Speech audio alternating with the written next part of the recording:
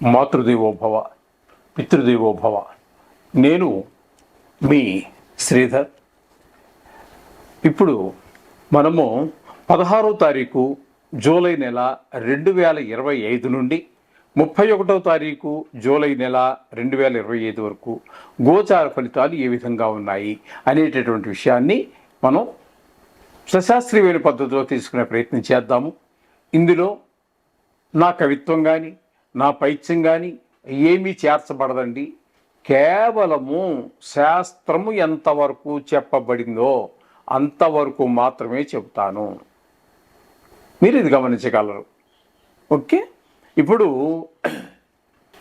కర్కాటక రాశి వారికి 16వ తారీఖు 7వ నెల 2025 నుండి 31వ తారీఖు 7వ నెల 2025 వరకు గోచార ఫలితాలు ఏ విధంగా ఉన్నాయి ఈ 15 రోజులు అనేటువంటి విషయాన్ని సశాస్త్రీయ పద్ధతిలోనే మనం చెప్పుకునే ప్రయత్నం చేద్దామండి.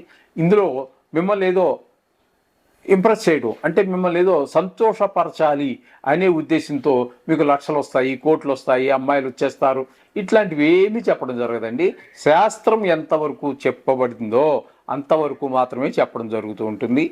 చేత అది మీరు గమనించుకోవాలి.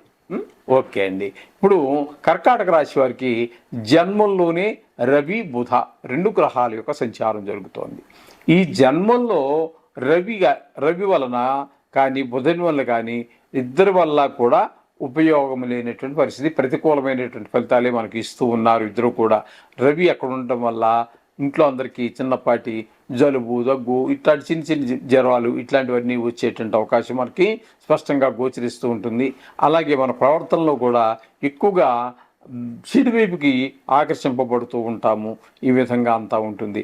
ఇకపోతే బుధుడు కూడా జన్మల్లో శుభ ఫలితాలు ఇవ్వరు. ఈయన కూడా అట్లాగే ఉంటుంది. కొంచెం మన తెలివితేటలు సరిగా పనిచేయకపోవటము, ఎక్కువగా చెడువైపుకి ఆకర్షించబడటము ఇట్లాంటివి అన్నీ ఉంటూ ఉంటాయి. కొంతమంది దాన్ని మన అదుపులో పెట్టుకోలేకపోతే, దుష్ట ఆలోచన అదుపులో పెట్టుకోకపోతే ప్రవర్తన కూడా దెబ్బతినేటువంటి అవకాశం ఉంటుంది ఈ బుధుడు జన్మంలోనే సంచారం చేయటం వలన. ఇకపోతే ద్వితీయ, తృతీయ 2 స్థానాలలో కుజుని యొక్క సంచారం జరుగుతోంది. ద్వితీయ స్థానంలో 26వ తారీఖు వరకు, తదుపరి ఒక 5 రోజులు మాత్రం తృతీయ స్థానంలో సంచారం చేస్తోంది. ద్వితీయ స్థానంలో కుజుని యొక్క సంచారం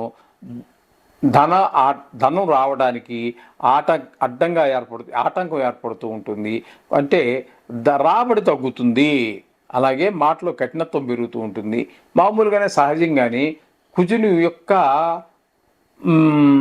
ప్రవర్తనే అట్లా ఉంటుందండి. కొంచెం ఎందుకంటే సైన్యాధికారి కదండి, ఆడు అయ్యా నాయన బాబు అంటే ఆవిడ చేయడండి. కొంచెం కోపం చూపిస్తేనే ఎదరవాడు వింటూ ఉంటాడు మన మాటలు.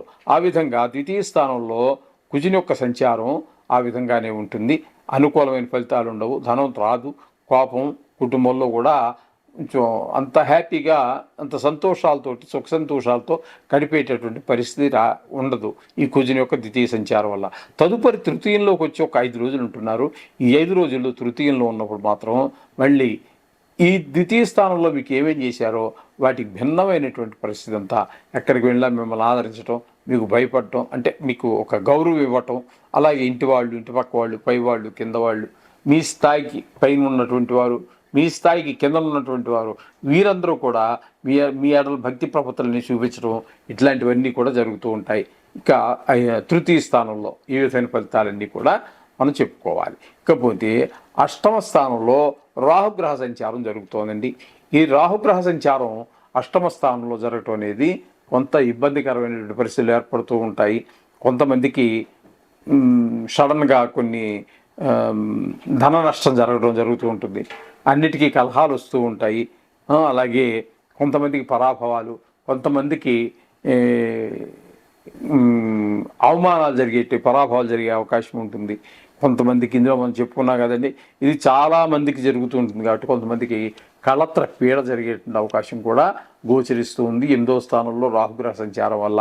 ఇకపోతే భాగ్యస్థానంలో అంటే 9వ స్థానంలో శని యొక్క సంచారం జరుగుతోందండి. ఇది కూడా అనుకూలమైన ఫలితములను ఇవ్వజాలుడు శని భగవానుడు కూడా. ఇక్కడ భాగ్యస్థానం కాబట్టి ముఖ్యంగా తండ్రి గారి ఆరోగ్యం విషయంలోనూ లేదా ఆ వయసు వారు ఎవరన్నా మన ఇంట్లో ఉన్నట్టయితే వారి యొక్క ఆరోగ్య విషయంలోనూ కొన్ని ఇబ్బందికరమైనటువంటి పరిస్థితులు ఏర్పడుతూ ఉంటాయి. అలాగే మీరు వాహన సౌఖ్యం, దైవభక్తి మీ ఇట్లాంటివన్నీ కూడా ఉండి కూడా అనుభవించలేనటువంటి పరిస్థితి ఏర్పడుతూ ఉంటుంది. అక్కడ మీరు ఏదైనా ఉపాసన తీసుకుని ఉన్నట్టయితే ఏదో మంత్రాన్ని ఎవరి దగ్గర నేర్చుకుంటారో ఉపాసన తీసుకొని అది కూడా ఈ 15 రోజుల్లో ఆయన సక్రమంగా జరగనివ్వరు. ఎవరండి? శని భగవానుడు. ఈ విధంగా ఉంటుంది. ఇకపోతే ఏకాదశ స్థానంలో శుక్రుని యొక్క సంచారం జరుగుతోందండి. శుక్రుని యొక్క సంచారం మాత్రం ఏకాదశిలో చాలా అద్భుతంగా ఉంటుంది. అన్నీ మీకు ధనాదాయం పెరుగుతుంది. ఏది ముట్టుకున్నా డబ్బులే అన్నట్టుగా ఉంటుంది. మీకు సోదరులు బయట వారు అందరూ కూడా మీ సహాయ సహకారాలు అందిస్తుంటారు. ఏదైనా వ్యవహారం నడపాలంటే కూడా అందులో మీకు కొత్త వ్యవహారం అయినప్పటికీ కూడా అందులో రాణింపు కనిపిస్తూ ఉంటుంది మీరు చేసే పనిలో. ఈ విధమైనటువంటి ఫలితాలన్నీ కూడా మనకి శుక్ర భగవానుడి వల్ల కలుగుతూ ఉంటాయి. అలాగే సినిమా రంగంలో ఉన్నటువంటి వారికి, టీవీ రంగంలో ఉన్నటువంటి వారికి, సోషల్ మీడియాలో ఉన్నటువంటి వారికి అనుకూలమైన పరిస్థితి ఉంటుంది. అలాగే లాభస్థానం అని కూడా అంటాం కాబట్టి దీన్ని షేర్ మార్కెట్లో పెట్టుబడి పెట్టేటటువంటి వారికి ముఖ్యంగా గమనిక, చాలా మంచి లాభాలు వచ్చేటువంటి అవకాశం కూడా శుక్ర భగవాన్ యొక్క సంచారం వల్ల కలుగుతూ ఉంటుంది. ఇకపోతే వ్యయస్థానంలో గురు సంచారం వల్ల తీసుకున్నట్టయితే గురు సంచారం వ్యయస్థానంలో పెద్ద అనుకూలమైన ఫలితాలు ఉండవు. ధన వ్యయం బాగా అవుతుంది. అయితే ఆ ఖర్చు చేసేటటువంటి ధనం ఏదైతే ఉందో అది మీకు మంచి శుభకార్యాలకే మీరు ఖర్చు పెట్టడం జరుగుతుంది. ఒక యాత్ర వెళ్ళటానికి, లేదా ఒక భూమో ఇల్లు కొనటానికో, లేదా మీ పిల్లల్లో మీ మనవడినో అబ్రాడ్ ఉన్నత విద్య కోసం పంపించటమో, ఏదో మొత్తం మీద మీరు అయినటువంటి ఖర్చు చేసేటువంటి ధనం మీకు చాలా సద్వినియోగం అవుతుంది. ముందు ముందు భవిష్యత్తుకి అది ఒక పునాది పడుతుంది. ఆ విధమైన ఫలితాలన్నీ గురువు ఏ స్థానంలో ఉండటం వల్ల వచ్చేటటువంటి శుభ పరిణామాలుగా చెప్పుకోవాలి. కొన్ని గ్రహాల ప్రతికూలత, కొన్ని గ్రహాల అనుకూలత సర్వసహజము. అయితే ఇప్పుడు మీరు విన్నారు కదండి, ఏ ఏ విషయాల్లో ఏ ఏ గ్రహం అనుకూలంగా ఉంది, ఏ ఏ గ్రహాలు ఏ ఏ విషయాలలో ప్రతికూలంగా ఉన్నాయి విన్నారు కదా. కాకపోతే జ్ఞాపకం అయితే మరి ఇంకోసారి వినండి. విని మీరు నిత్యము చేసుకునేటువంటి పూజలో ఈ నవగ్రహాలకు సంబంధించి శ్లోకాలు కానీ, బీజాక్షరాలు కానీ, మంత్రం మీకు ఏది దానికి సంబంధించి ఎవరి దగ్గర ఏ మహానుభావులు ఏది చెప్పారో తెలియదు కదా, మీ దగ్గర ఏముందో నాకు తెలియదు. అందుచేత 1-2 నిమిషాలు భక్తిపూర్వకంగా ప్రార్థించండి. మీకు ప్రతికూలంగా ఉన్న గ్రహాలు కూడా మీకు ఆ ప్రతికూలత తగ్గించి మీకు సానుకూలమైన ఫలితాలు ఇస్తాయి అనడంలో ఎట్టి సందేహం లేదు. శుభం భూయాత్.